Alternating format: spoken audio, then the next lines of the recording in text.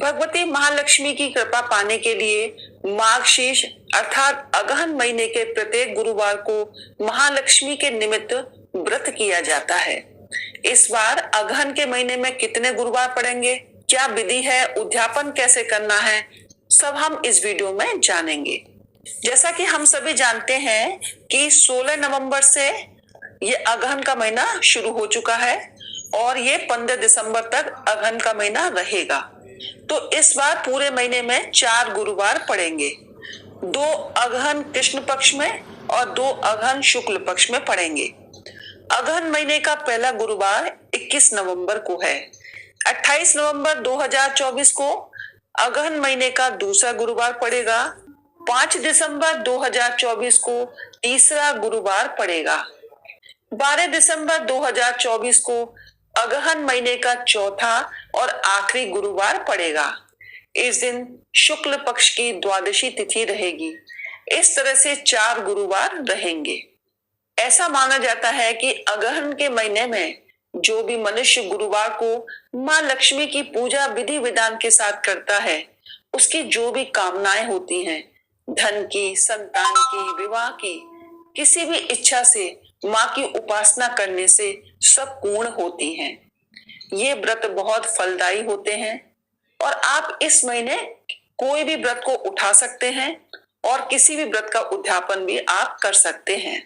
तो हम जानते हैं कि ये व्रत हमें क्यों करने चाहिए। देखिए, जो माँ लक्ष्मी है उनको श्री भी बोलते हैं। ये हम धन संपदा, वैवाहिक जीवन की खुशी के लिए इस व्रत को कर सकते हैं। आप किसी भी मनोकामना को पूर्ण करना चाहते हैं, उसके लिए आप इस व्रत को धारण कर सकते हैं। इस व्रत को कौन कर सकता है? देखिए, सभी लोग इस व्रत को कर सकते हैं। पहले व्रत में आपको संकल्प लेना होता है और उद्यापन आपको आखिरी गुरुवार को करना है, लेकिन आपको उस दिन व्रत वैसे ही रखना है जैसे आप रखती आ रही हैं। इस व्रत में फलाहार खाया जाता है, नमक का सेवन खाना इसमें वर्जित होता है। तो चलिए अब जानते हैं कि इसकी पूजा विधि क्या है। देखिए, हम लोग बृहस्पतिवार को डीप क्लीनिंग नहीं करते, तो आप बुधवार को इसमें सफाई करिएगा। अच्छे से आप बुधवार की शाम को सफाई कर सकते हैं। दहलीज को बिल्कुल साफ सुथरा रखना होता है, क्योंकि इसमें दहलीज पर माँ लक्ष्मी के चरण बनाकर पूजा की जाती है। इसमें कलश की स्थापना होती है और कलश की स्थापना में ही माता लक्ष्मी का स्वरूप मान करके उनकी पूजा की जाती है। तो आप एक कलश लेंगे, कलश तांबे का, पीतल का ले सकते हैं और उसमें पंच पल्लव लगाएंगे। कलश के अंदर जैसे हम हल्दी की गांठ, एक सिक्का, लौंग, इलायची, कमल गट्टा, इत्र आदि सब डालते हैं, वैसे ही डालना है।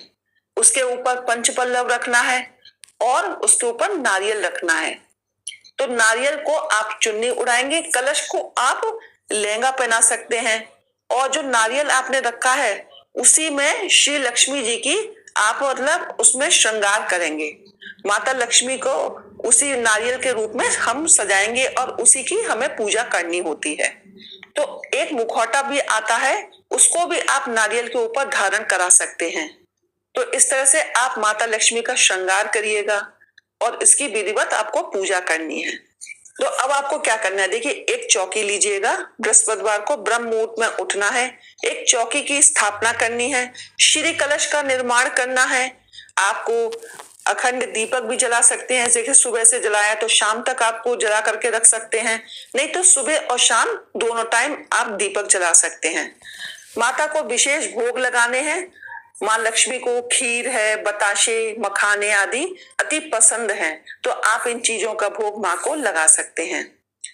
माँ की आरती करनी है, आप जोर शोर से माँ की आरती कर सकते हैं। इसमें आप श्री सूक्त, कनक धारा स्रोत का पाठ कर सकते हैं, लक्ष्मी चालीसा पढ़ सकते हैं और ये सब करने के बाद आपको क्षमा याचना भी मांगनी है। संध्या कालीन पूजा में भी आप माँ को फूल अर्पित करिएगा, भोग लगाइएगा। मंत्र जाप इसमें अति आवश्यक होता है, तो आप कमल गट्टे की माला से माता का जाप कर सकते हैं। मंत्र आप इसको पढ़ सकते हैं, ओम श्रीम ह्रीम श्रीम कमले कमलालय प्रसीद प्रसीद श्रीम ह्रीम श्रीम ओम महालक्ष्मी नमः।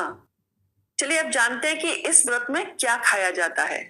देखिए, आप आपने पूरे दिन व्रत रखा तो आप दूध है, चाय है, फल है, ये खा सकते हैं दिन में। शाम को आप मीठा भोजन करिएगा। आप खीर भी खा सकते हैं, फलाहार भी ले सकते हैं, लेकिन नमक खाने से बचना चाहिए। अन्न आपको दूसरे दिन ही खाना है। जब आप दूसरे दिन माता की पूजा कर लेंगे तो आप चौकी को वहां से हटा सकते हैं, और जो आपने कलश रखा है, कलश का पानी आप गमलों में डाल सकते हैं। नारियल आपको संभाल के रखना है, क्योंकि अगले जो गुरुवार आएगा उसमें आपको उसी नारियल का यूज करना है। तो आप इस तरह से चौकी को भी हटा सकते हैं, और इसके बाद आप अपने व्रत का पारण कर सकते हैं। चलिए अब जानते हैं कि उद्यापन आपको कैसे करना है। देखिए, आखिरी हर गुरुवार को आपको इसी तरह से विधिवत पूजा करनी है। जो चौथा गुरुवार पड़ेगा आप उसमें पूजा करेंगी, व्रत रखेंगी और उद्यापन करेंगी। तो इसमें आपको हवन करना होता है, दान करना होता है। गाय माता को जरूर इसमें इस व्रत में कुछ ना कुछ खिलाना होता है। तो आप गाय माता को गुड़, चना और हल्दी खाने को दे सकते हैं। माता को इसमें श्रृंगार का सामान भी अर्पित करना है। तो श्रृंगार का जो सामान है आप किसी भी गुरुवार को माँ को भेंट कर सकती हैं। तो जो लोग इस पूजन को करते हैं उन्हें किसी भी जन्म में अन्न और धन की कमी नहीं होती है। इसमें कथा पढ़ना भी अति आवश्यक होता है।